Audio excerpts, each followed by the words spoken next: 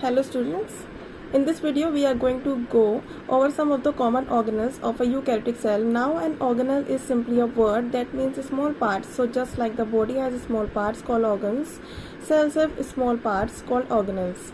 Well, there's a lot of them, so let's go ahead and get started. First thing I want to mention are the three basic sections to the cell, and all cells need to take in food, get rid of waste and reproduce. Well, cells have three main sections to them, and inside of those three sections are parts that allow them to take in food, get rid of waste and reproduce. So the first section you can see highlighted by the flashing black line, the plasma membrane. You might also hear the plasma membrane simply called the cell membrane. We will talk more about this in a little bit. Pulsing in the picture, you can see the second main section, nucleus. You often hear the nucleus called the control center. We will explain why in a little bit. And lastly, we have the cytoplasm. Now the arrow in the pictures look it like it's kind of just pointing to empty space. Well, wall cells are not filled with empty cells, part called the cytoplasm. We will go into that in more detail. Cytoplasm first. Here we will talk about jelly-like material inside of the cell. You know, when you look at diagrams, sometimes in a diagram a cell might look like it's empty or filled with hollow air space, and that's not true. Cells are filled with a jelly-like liquidy material called the cytoplasm, and in that cytoplasm most organelles float with it. You can see here's a list of a few of the organelles that are floating around in the cytoplasm.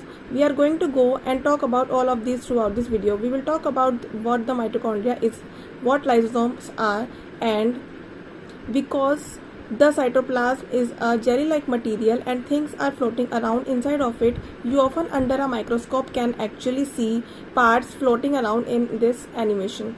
Here you can see what's known as cytoplasmic streaming, the green circles that are drifting around inside of the square cells. The rectangular shaped cells, those green circles are plant cells. Chloroplasts, you can see in every rectangular shaped plant cells there's a few dozen chloroplasts. Yeah, in each of these cells here, this is known as cytoplasmic streaming. Okay, well, what about the job? What does the cytoplasm actually do? Well, a lot of chemical reactions takes place within the cell, and chemical reaction takes place in the cytoplasm. So that's kind of what the job of a cytoplasm is. It helps to facilitate chemical reactions, and it also helps to dissolve solutes, particles that are in the cell, carbohydrates, proteins. These are all dissolved within the actual cytoplasm of the cell. So that's really what the main function of the cytoplasm is. It also adds supports to the cell, a pressure support for the cell. So the next part I want to mention is called the plasma membrane, also known as the cell membrane. And first of all, its composition means what is it made from. It's a bilayer of lipids and proteins. Earlier in the school year, we learned about lipids. A pit here, the round parts represents the head, two tails are the fatty acids, and what we mean by a bilayer, it's not just one layer but two layers on the top of one another. This bilayer of lipids right here in between, the bilayers of lipids are also proteins. I have labeled this protein channel. You are going to see its importance in a moment. While the job of the plasma membrane is to allow materials to pass, to enter and exit. You know, small molecules like water and oxygen, H2O for water for oxygen, small molecules like this can simply pass through the lipid bilayer. However, larger molecules like glucose have to pass through these protein channels, and that's what you see happening in the animation. So that's really the job of the cell membrane. But the cell membrane is what we call semi-permeable or selectively permeable. That means that it doesn't allow everything in and out. It only allows certain specific molecules and ions and charged particles to enter or exit through the plasma membrane. So when we come back to this picture we saw earlier, here we have the next part I want to mention. You can see the black square highlighting the nucleus. Let's zoom on in for a closer look.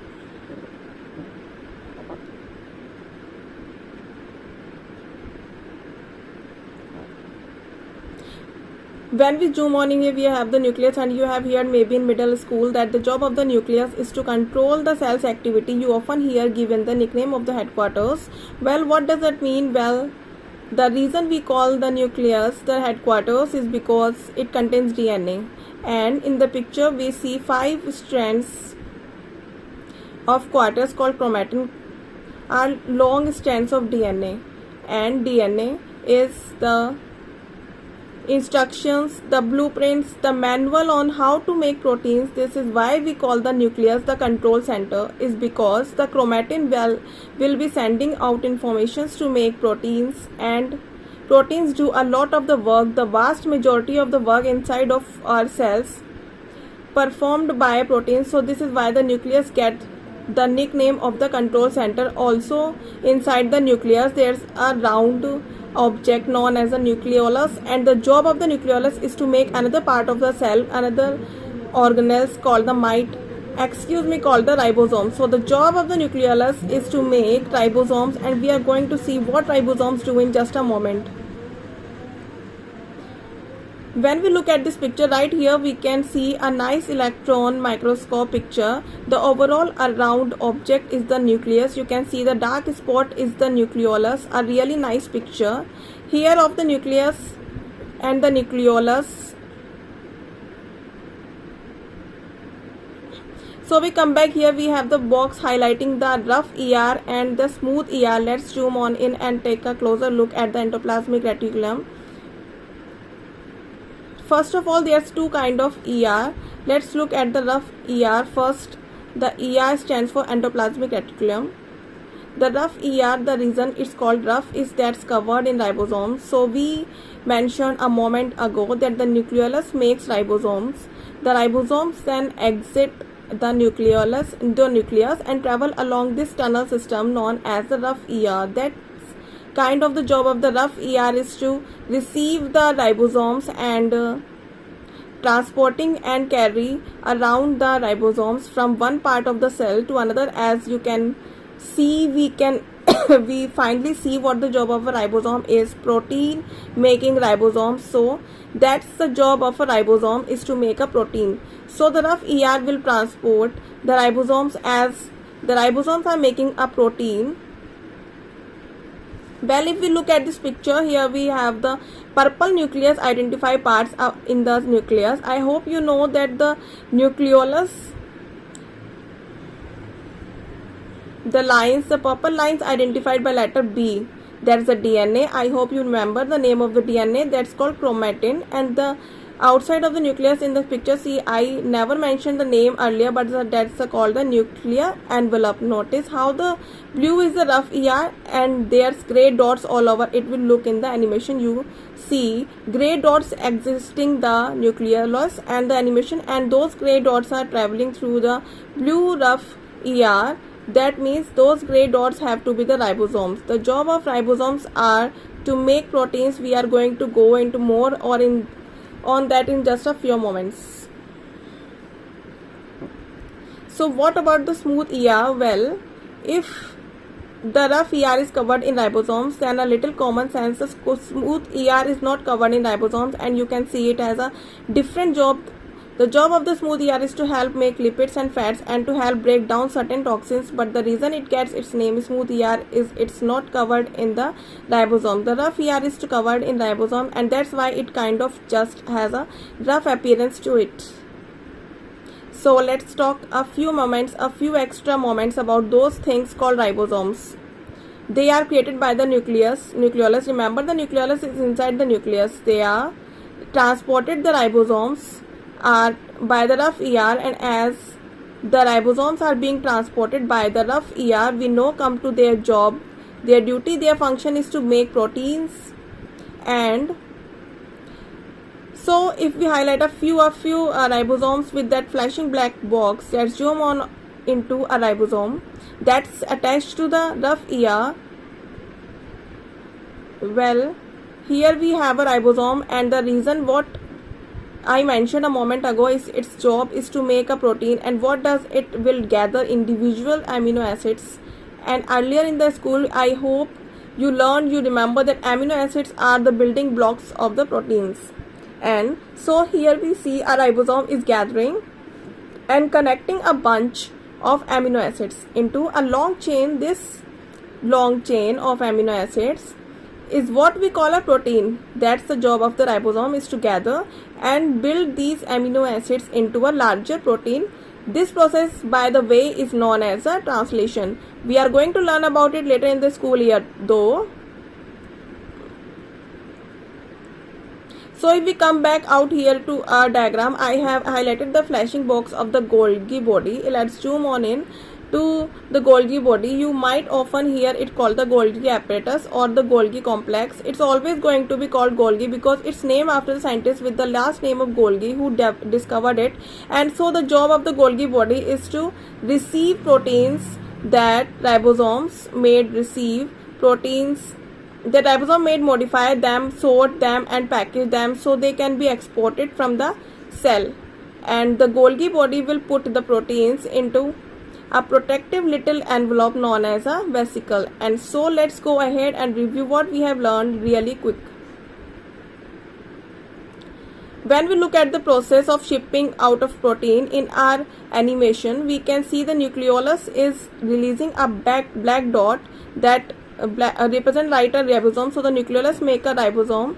Notice that ribosome then travels through that rough ER, that system of tubes and tunnels. So the ribosome is traveling through the rough ER making a protein. Let's zoom on in for a closer look. So there's the ribosome. Okay, now that we can see the ribosome, remember what the job of a ribosome is. It makes a protein. And so there you see the word protein. Now it's called the protein, but it's not really. But to gather properly, so this protein is not quite finished even though the ribosome made it. Watch that. What happened next? Remember, this is all happening at the rough ER. The protein is going to be placed inside of a protective vesicle and travel away. Where is it going? I hope you know where it's going. It's going to a Golgi body, and so the protein arrives at the Golgi body. What happens to the vesicle? The vesicle fuses and becomes a part of the Golgi body.